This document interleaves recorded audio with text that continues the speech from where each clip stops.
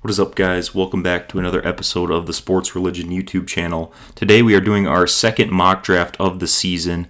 Finally, the NFL regular season has come to a close, and we now know the draft order for the most part, what teams are picking at the top, and kind of, who's going to be where. So that makes things a lot easier compared to our first mock draft where we were speculating heavily on, the draft position of a lot of these teams. So with that said, I'd like to start off by kind of talking about my opinion of this draft class as a whole. I feel like I've really struggled with this draft class to pick out elite blue chip players.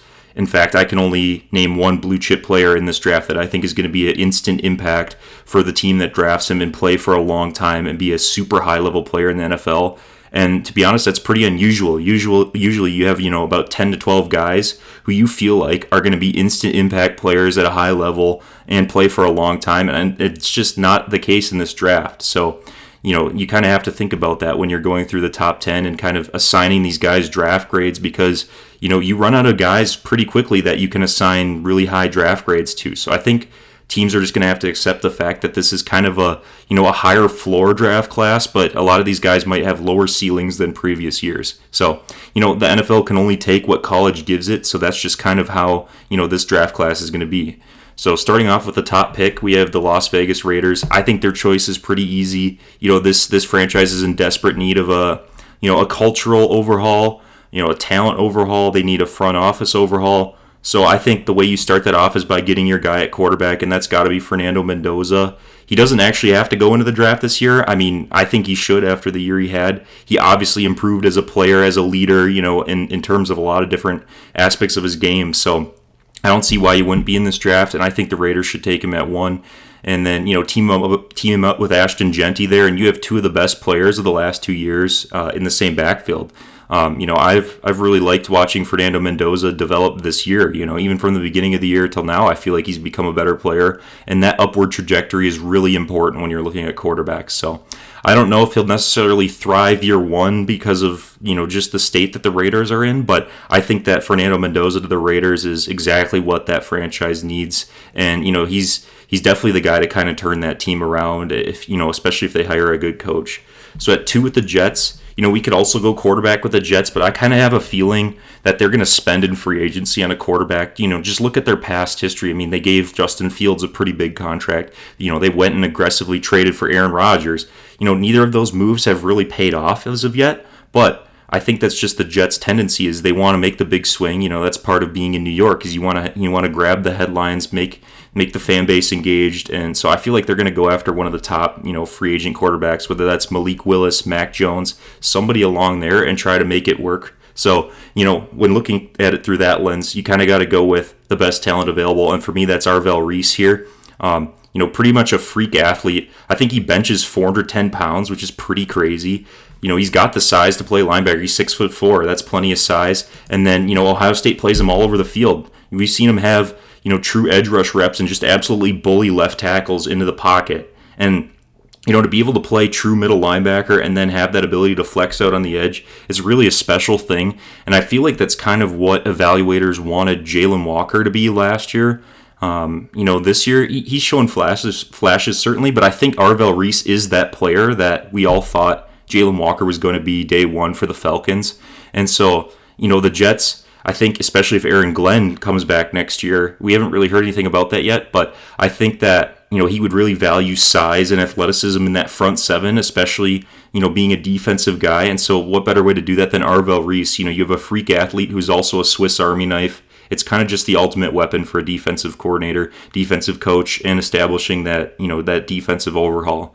So at 3 for the Cardinals, we accurately predicted earlier in our first mock draft that, things were souring with Kyler Murray, and it appears to be that way. I don't think he's coming back to Arizona. I think that relationship's been off for almost 2 to 3 years now. So for me, they're going to go with Dante Moore here, draft a new quarterback, get a new face of the franchise for them. The Cardinals don't have bad weapons offensively. I love Trey McBride. I love Marvin Harrison Jr. I still think he's a 1 in the NFL. I just feel like Kyler Murray's checked out. For the last 2 to 3 years, he's not been that NFL level, MVP kind of guy that we saw in 2020 and 2021. So for me, why not start over, with Dante Moore? That's who we're going to give the Cardinals here. I love Dante Moore's demeanor. Just under pressure, he's really calm. He's kind of got that Southern California flair that, quarterbacks have thrived with in the past. And, he's only a one-year starter at Oregon, so he's had a couple of mistakes where it's like, you can tell that he doesn't have a lot of reps under his belt. But I think, that just comes with time. And, we're also still not sure if he's actually going to be in this class yet. He hasn't made that decision, but if he is, the Cardinals should absolutely take him at 3. He's the best option available here. So the Titans at 4. I fully believe that the Titans have their guy in Cam Ward. He's made some incredible throws this year. He always keeps the play alive with his feet. He's able to scramble around. So, the goal has got to be to build around him. And, I've been tempted to take offensive linemen here, but just the more I think about it, the Titans, you got to get the best player you can with this draft spot. And, you could certainly go, receiver, D lineman, somewhere in there. I think Jeremiah Love's the best way to make an impact day one for the Titans.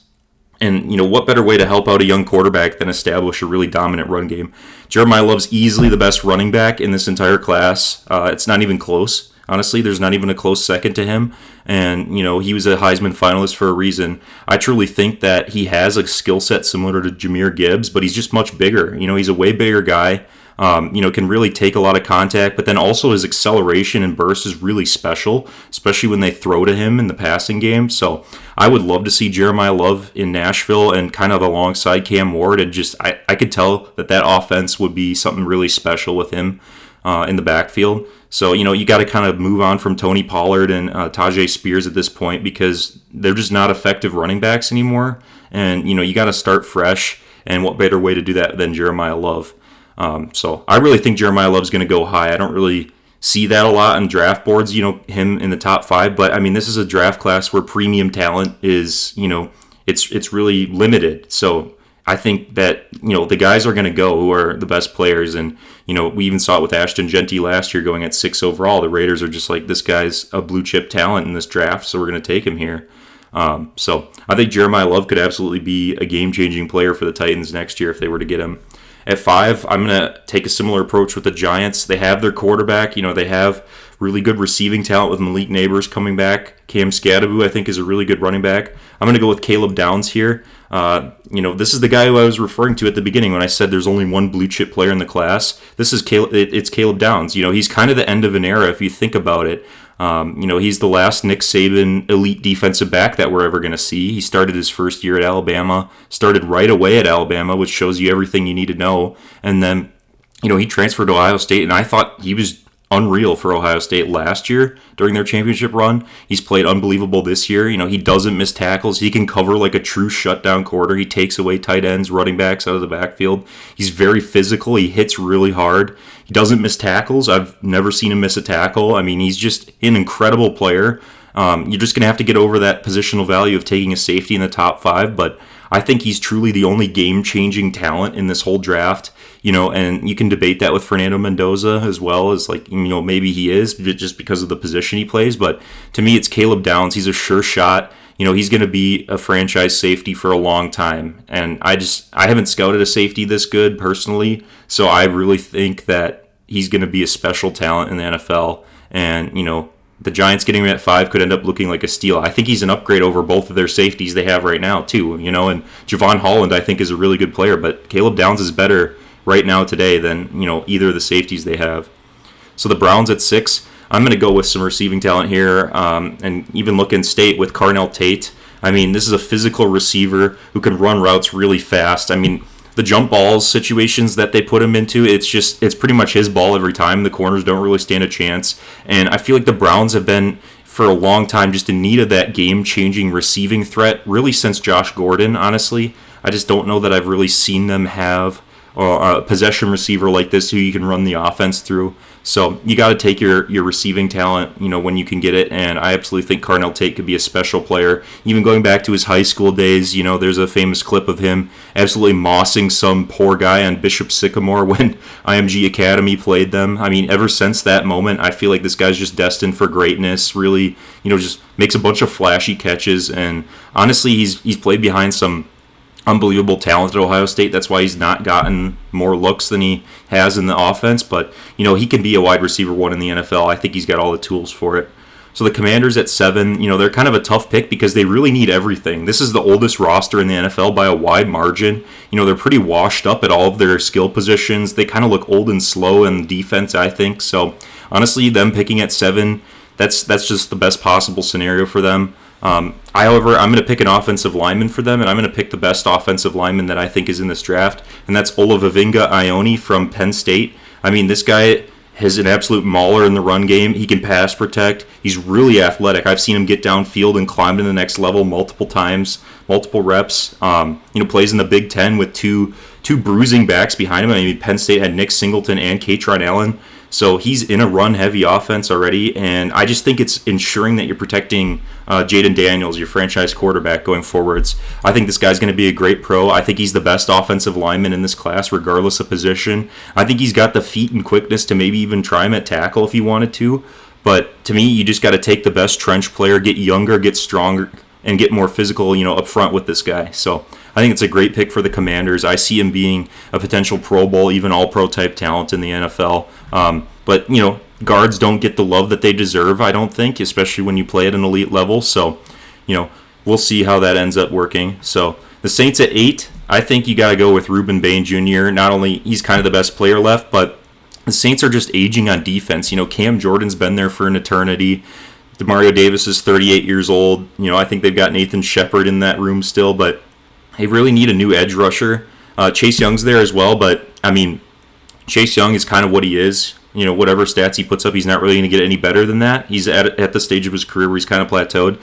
So I think you get a young edge rusher in there. Ruben Bain has been on a tear lately. I think he had 3 sacks against Texas A&M. He looked unblockable against Ohio State too. So I think there's still holes in his game that he can certainly work on, specifically when he's trying to defend an RPO. I see quarterbacks fool him a lot, but it's a mental game too, and so I think he could work on that with some film study, and maybe he's not quite getting that coaching at Miami. He's definitely getting the physical coaching, like in the weight room, the technique with his hands. He's definitely got that down. But I'd like to see him round out his game to truly be a difference maker in the NFL, and I think he has all the tools to do that. So the Chiefs at 9. I think that the Chiefs' offensive line has just been a burden for the last 2 or 3 years. I mean, they signed Wanye Morris. They signed Jawan Taylor, the right tackle, who's famous for getting false starts and just, he takes off before the ball snapped every time, and he can't really pass protect either. So for me, I'm going to look for a big physical right tackle, and we get that with Francis Maui Noah here. This is a guy who, honestly, he started the year where, to me, looking like he's just an elite run defender. And, the better pass rushers would kind of get the best of him, especially in that Notre Dame game at the beginning of the year. He's since really tightened that up. I think he's become a much better pass protector, much more reliable in that offense. And I think that's going to suit him well with his draft stock here. And, that fills a need right away. He's going to start day one for the Chiefs, and then they drafted Josh Simmons last year. So, that's the 2 tackle spots taken care of in these 2 drafts for the Chiefs. It ensures protection for Patrick Mahomes. And then, he's a great guy to run behind, too. So I think their run game will advance because of this. So great pick for the Chiefs there.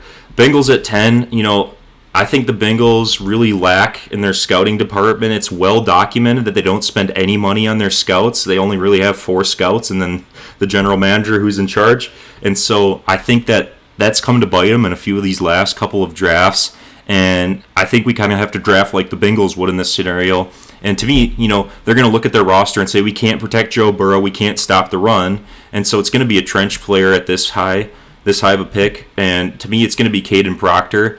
I don't personally think he should go this high. I think he's actually a guard in the NFL. I don't think he can be a tackle. He just doesn't seem like he has the footwork and the speed to kind of keep up with those edge rushers. But with where the Bengals are at, they're going to want to draft a franchise tackle. They're absolutely going to draft Caden Proctor. I just think he's a guy they would look at. He's from a big school, flashy program, high recruiting standards and high recruiting pedigree. And I think the Bengals kind of just take all of that into account. We saw it with Shamar Stewart last year. We saw it with Miles Murphy a few years ago with them. They just take those big flashy guys without doing a whole ton of scouting on them, and then they don't really develop those guys as well as they should. So I just think we have to draft like the Bengals there. They probably take Caden Proctor if I had to guess today. So the Dolphins at 11 are, they have an interesting future here because they have to pay Tua. They're stuck in that contract. I just don't think they can really draft a quarterback right now. It just doesn't make sense with where they are. And then, they need a cultural shift as well. I think they kind of got figured out after that monster 2023 season they had with their offense, with how explosive their receiving talent was. It just kind of went by the wayside with where the NFL is going. And so, you kind of need a rebranding almost.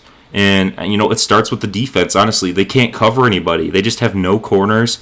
They traded for Minkah Fitzpatrick again, but, I mean, he's just at a state of his career where it felt like they just traded with him because he was a familiar commodity. Like, they had already had him in the franchise, and, they just wanted to bring him back to kind of fill a need and be comfortable with him. But I would love to see them draft a corner, and I'm going to go with Mansour Delane here.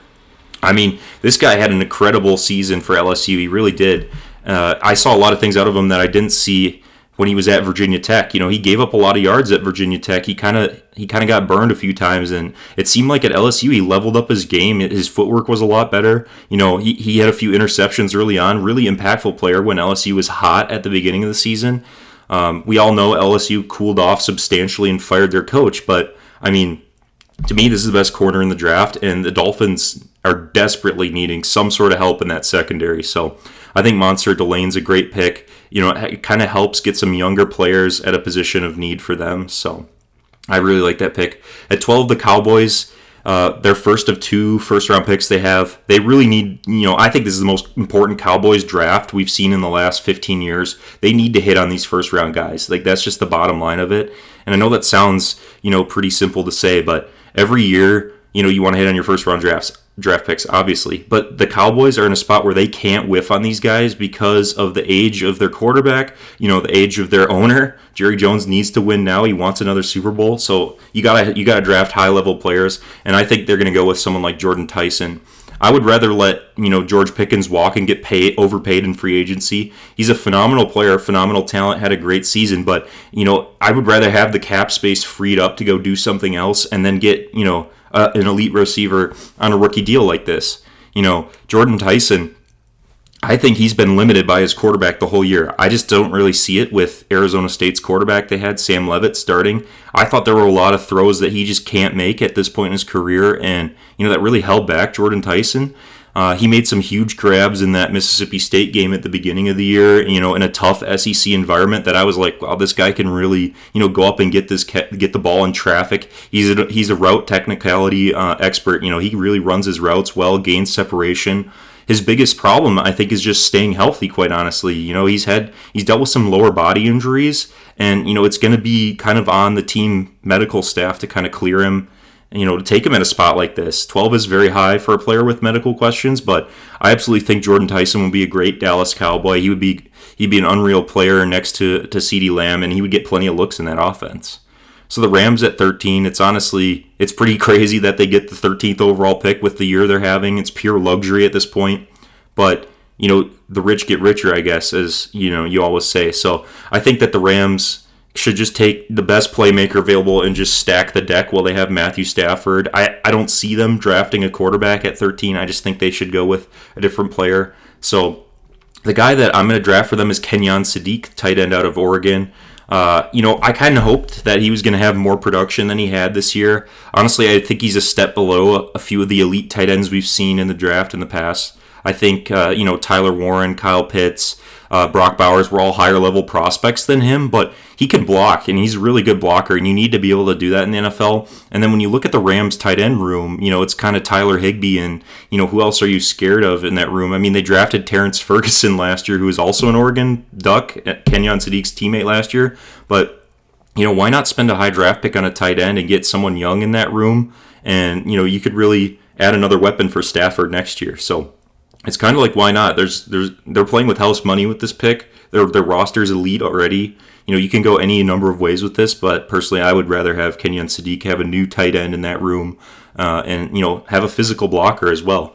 So the Ravens at 14, another team that's kind of they're paying Rashad Bateman a lot of money to not really do much. I don't even think he had 300 yards receiving this year, and for what they're paying him, I would almost rather just cut him and move on. And for me, I would draft Makai Lemon here, really quick little receiver from USC. He's smaller. He's not going to have the size that you might want for a jump ball receiver, but what wins in the NFL is separation.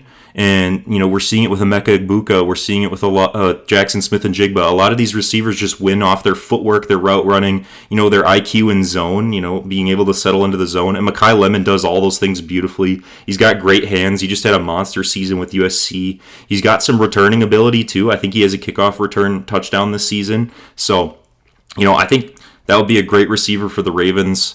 Then they'd have two guys that kind of have that skill set, because Zay Flowers, he's another smaller receiver who's a really good route runner. So I just think the Ravens could use that secondary, receiving threat this offseason. And so I would love to see that Makai Lemon with them. I think that's an underrated pickup for that offense and, gives Lamar Jackson another target as well.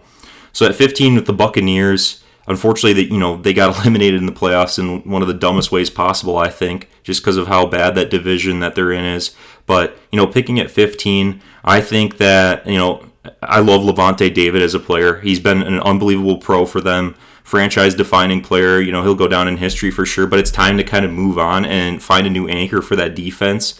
And, for me, the guy I would do that with is Sonny Styles, one of the most technically sound linebackers I've seen in a while. And that's the thing. For all the negatives I said about this draft class, there's some really good linebackers in this draft class, more so than in the last couple of years. And I think Sonny Styles is right at the front of that. They moved him down from safety, so he's got the movement skills to be a safety, but, he added some weight in the offseason when they did that, and I think he's done a great job being a physical presence despite, coming from a lighter frame, if you will. And, there's a lot of lineage. His dad was a successful NFL player for years, so, you kind of just bet on those guys. He's a really safe bet. Todd Bowles will develop him really nicely. And even if Lavonte David comes back next year, he could learn alongside Lavonte David, and then you could end up having your next, 10 to 15-year linebacker on the team. I just think Sonny Styles is made of the right stuff, and, he's absolutely a top 15 pick. So at 16, we have the Jets' second pick here. I'm going to continue adding size to their defense, and I'm going to go with Caden McDonald. This guy's massive, the nose tackle position for Ohio State. They've had a lot of really good players there. Even with Tyleik Williams last year, was taken in the first round. I think Caden McDonald's a better player than Tyleik Williams straight up. He's not going to give you much in the pass rush, but that's okay. With the way the league is and how run-centric the NFL is right now, you really need run stuffers. I think it's an underrated trait for those guys on the interior. And, Caden McDonald can take up 2 blocks at a time. And, we drafted his teammate, Arvell Reese, at number 2 overall, so he could potentially free up things for Arvell Reese and, those twitchy edge rushers they have too. He could absolutely set those guys up for success in the middle. A successful defense always runs off of the guys up front, and I think that, with the Jets trading Quinnen Williams away, there's a big opening there. So why not take Caden McDonald here? He's going to go high in this draft, even though he's kind of one-dimensional. I just think that, NFL teams really value that run stuffer in today's league. So at 17 with the Lions, I'm going to add to their pass rush here. I'm going to go with T.J. Parker, the guy out of Clemson. Didn't have the most productive year this year, and I think that's largely due to Clemson not having a good season at all. They finished 7-6, and at the beginning of the year, we were talking about these guys like they were going to win the championship. That's the kind of buzz they had.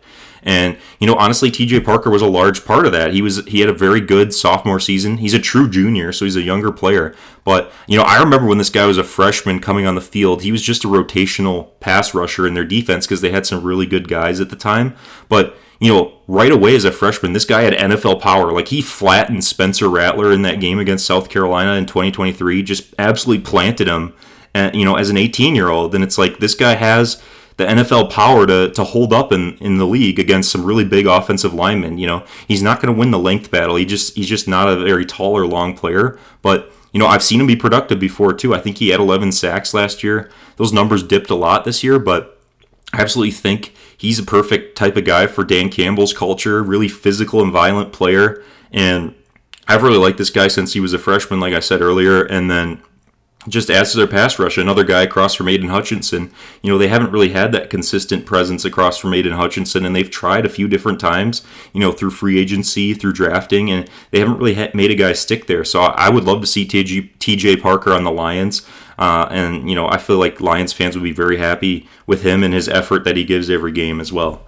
So to the Vikings at 18, we could go a few different ways with this. I think that they really need some help in their secondary, and Brian Flores has done just an amazing job of masking any sort of weakness that their secondary has. Honestly, his scheme is legit. He's one of the best coordinators in the NFL. I hope that the Vikings can retain him for next year just because of how talented he is and what he does for that team.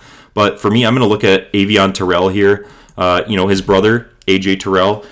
And in case you didn't know, A.J. Terrell's a really good corner for the Falcons, and he's paid like such. So, he's got the, it runs in the family to be a good corner, and his footwork is incredible too. There's a lot of clips online of him in practice just erasing Clemson's receivers. Like they can't, they're running drills against him in practice, and they just can't throw to him at all. And he really backed that up in the game too. There wasn't many passes caught his way, but he's more of a slender guy, so you're going to have to get over the fact that he might get pushed around in the run game, and if they run a screen his way, he's probably not going to be a willing tackler. But I think the Vikings would get a franchise corner right there, potential to build on a really strong season as well, and just keep that upward trajectory going.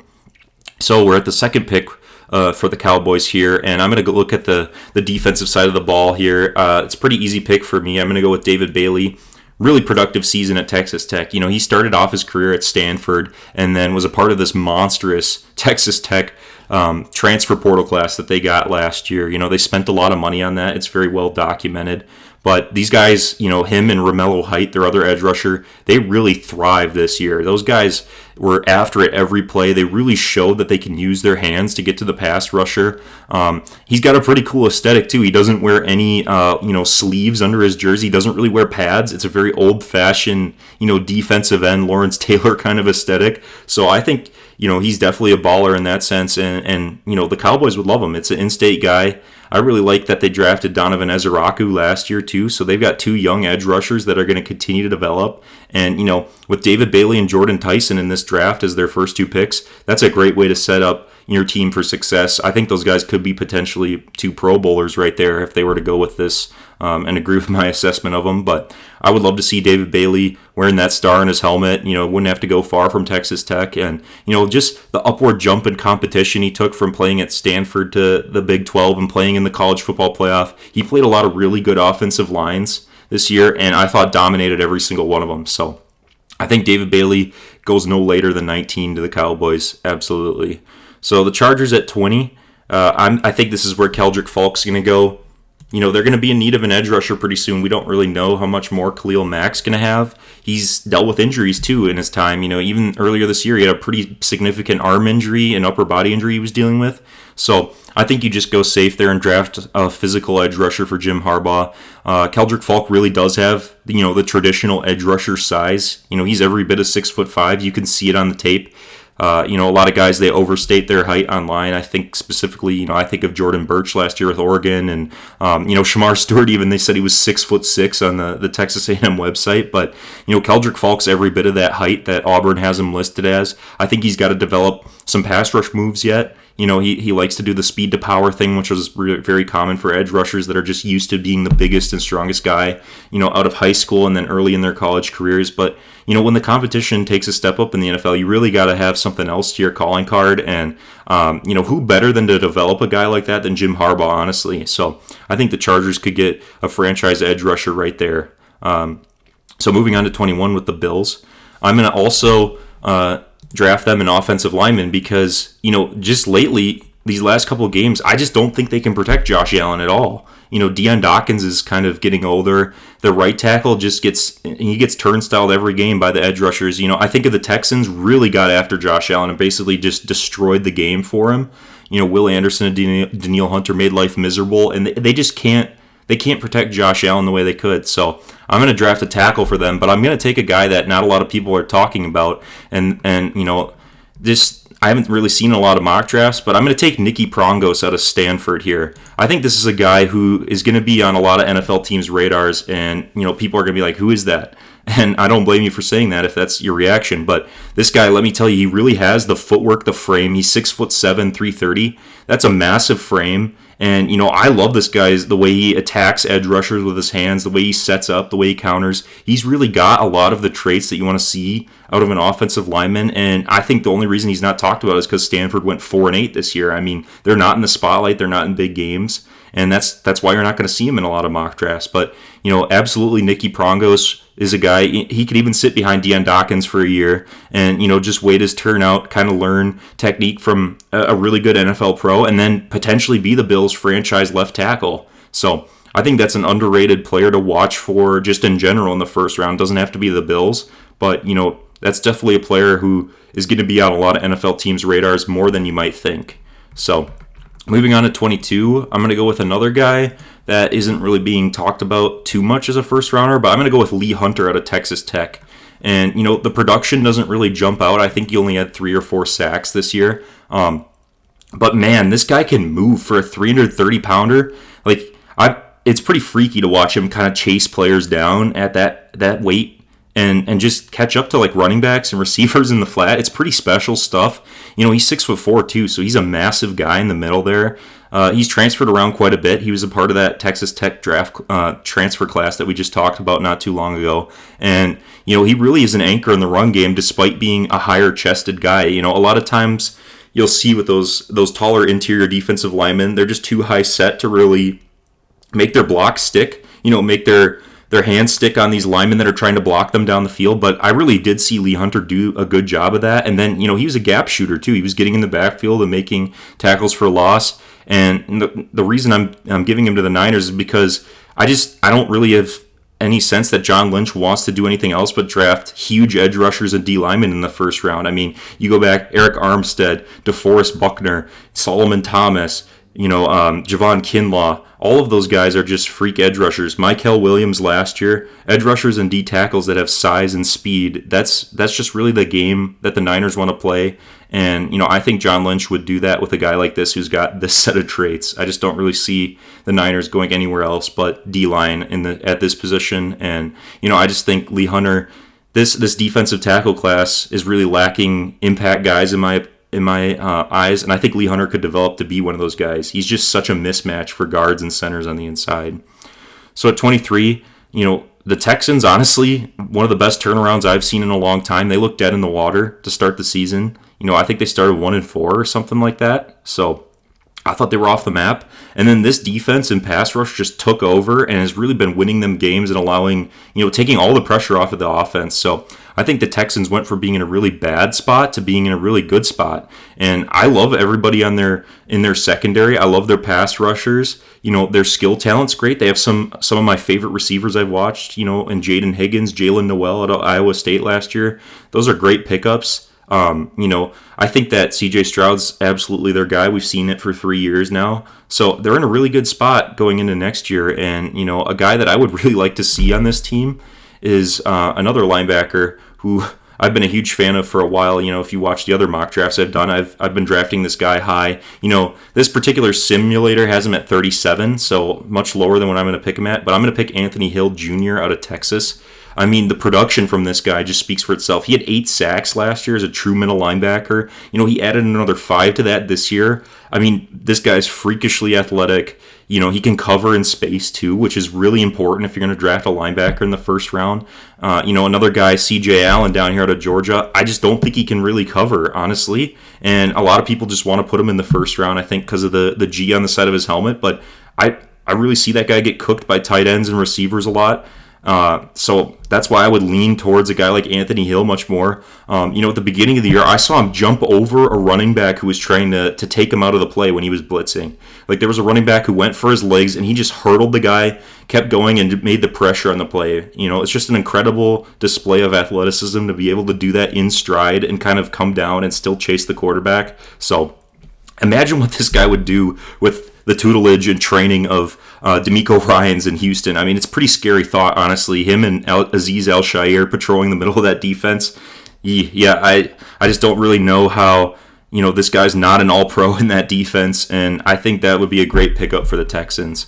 So 24 to the Rams. I'm going to go with Keith Abney here, who's a corner out of Arizona State. I mean, this guy, he's a little bit smaller, but, I mean, you're going to have to just deal with that in this corner class. There's a lot of small corners. Him and, D'Angelo Pons out of Indiana, they're both really small guys who can fly around.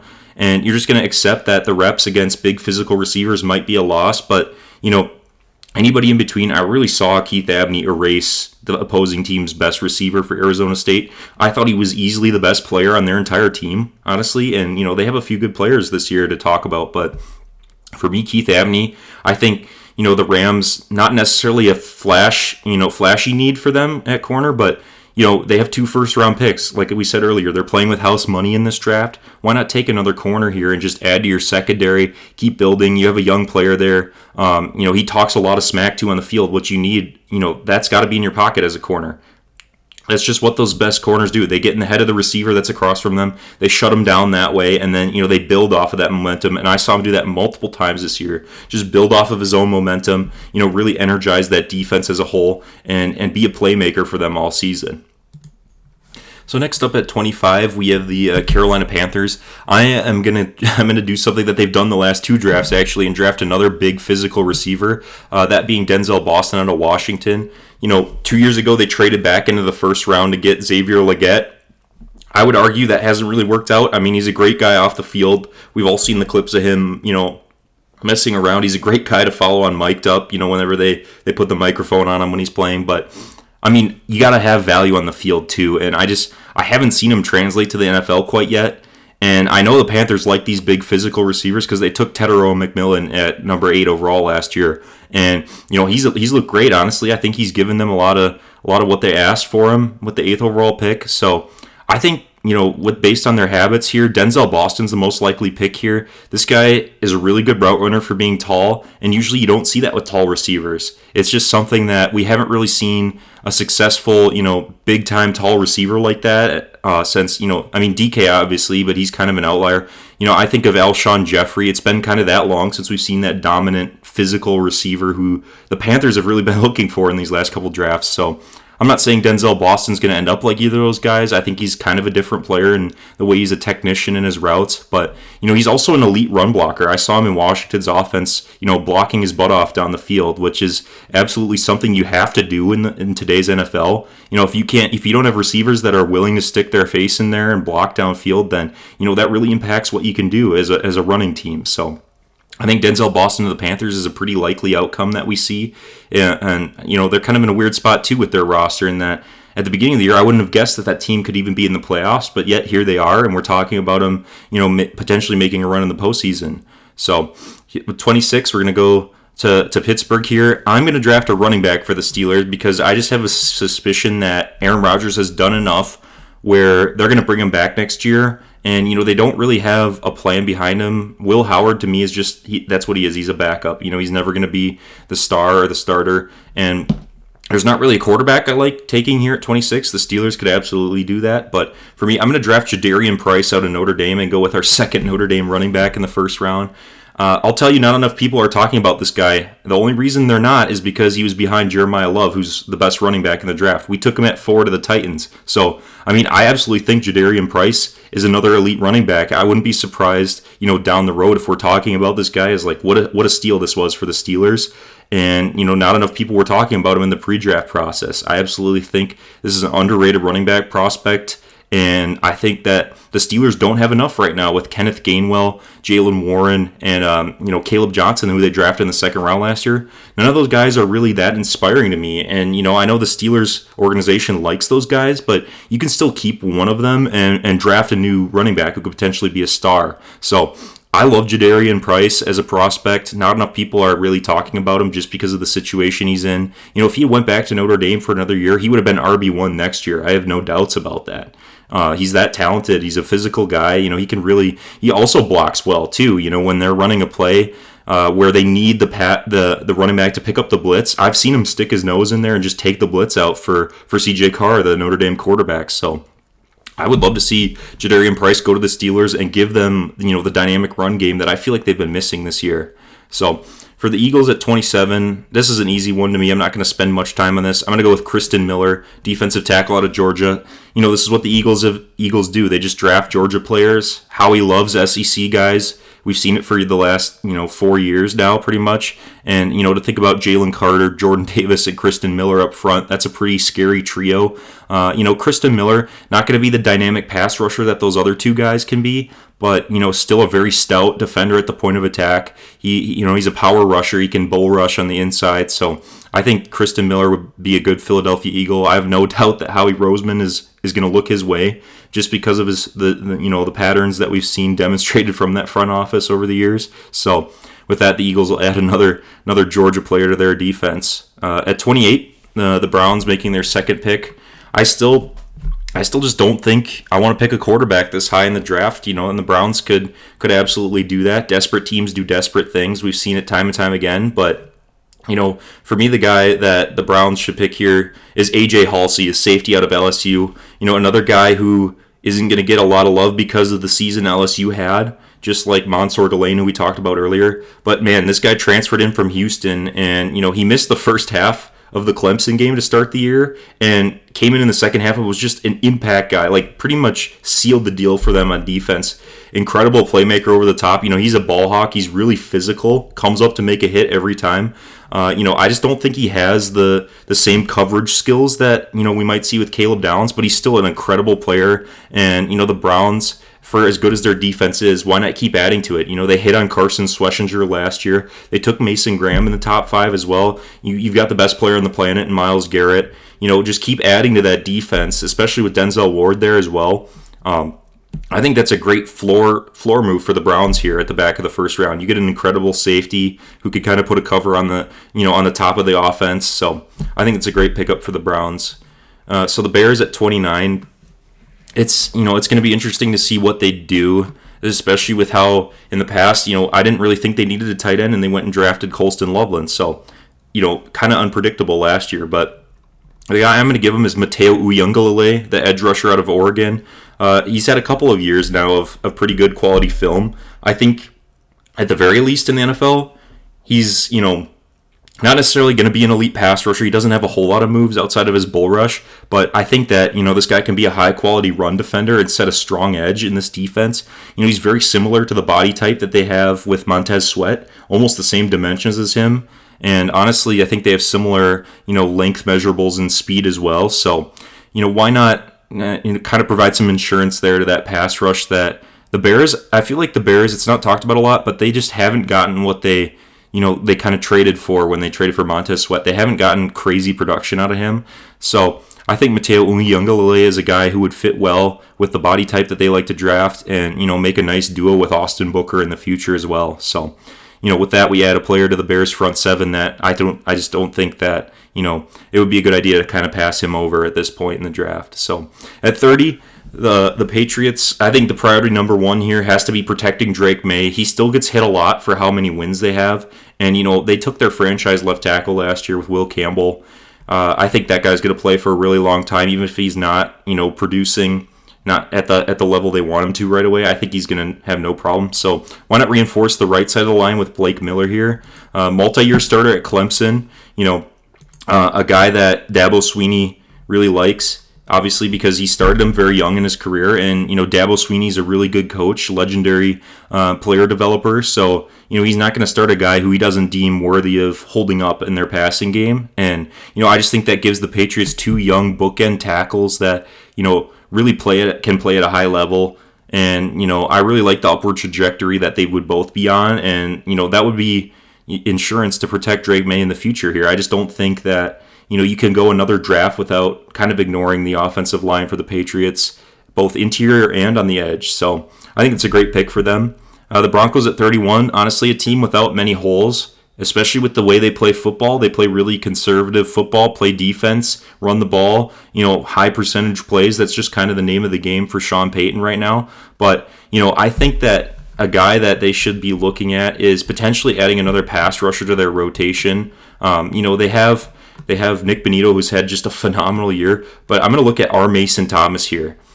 He's a guy outside of, out of Oklahoma who, He's a bit smaller, so you're going to have to deal with that. He's just not the length guy. But, I mean, the Broncos don't really go after length anyway. You look at Nick Bonito, he's not the longest guy in the world, yet he still wins because he's just, a freak athlete, really speedy, incredible at knowing, like, how the offensive line is set up to stop him and being able to counter that. And I saw a lot of those same things with our Mason Thomas this year. And honestly, last year, too. I thought he was actually going to declare last year, but he came back for one more year and was just as productive, in that kind of hybrid linebacker edge rusher role in their defense. And, I thought he plays with good power, too. I've seen him move tackles off of the spot despite being a smaller guy. Sometimes that works in edge rushers that are built like that's favor, being able to pack a punch, when you're smaller like that. So I think that's a great pick for the Broncos, at least as a rotational guy and potentially transition into a starter in a few years. So the Seahawks at 32, I think, they're projected to win the Super Bowl in this mock simulator. We'll see if that actually happens or not. But I think that, with how good this defense has performed this year, you kind of want to keep throwing guys there because Mike McDonald is a genius with the scheme, with throwing different coverage simulations at the offense, and you want to keep getting guys that can kind of hold up front. So I'm going to go with Peter Woods here. He's a guy who, honestly, at the beginning of the year, analysts were talking about like he would be a top 5 pick, and I didn't really see that from him all season. He's a bit smaller for my liking as a defensive tackle, but I'm not saying, the foundation's not there. He's a really strong player who can set a really strong line of scrimmage. He did that multiple seasons at Clemson. So, then the Seahawks would have Leonard Williams, Byron Murphy, and Peter Woods on their front, and that's a really good defensive line. So, yeah, with that concludes our second mock draft of the year. We'll probably do one more of these before the actual NFL draft. And I'm sure we'll have a few more insights based on how the rest of the college football playoff goes. But overall, I think this is a pretty good top 32, with some good parity in it. A few guys that, you might not have heard of before. And, that's kind of the goal, is honestly to bring awareness to a few of these guys who aren't getting the attention they might deserve. And honestly, I think there's going to be some surprises in this draft just because of how even the playing field is and, how different each of these teams' draft boards are. So I appreciate everyone tuning in. Make sure to tune in next time, and we'll keep running these back.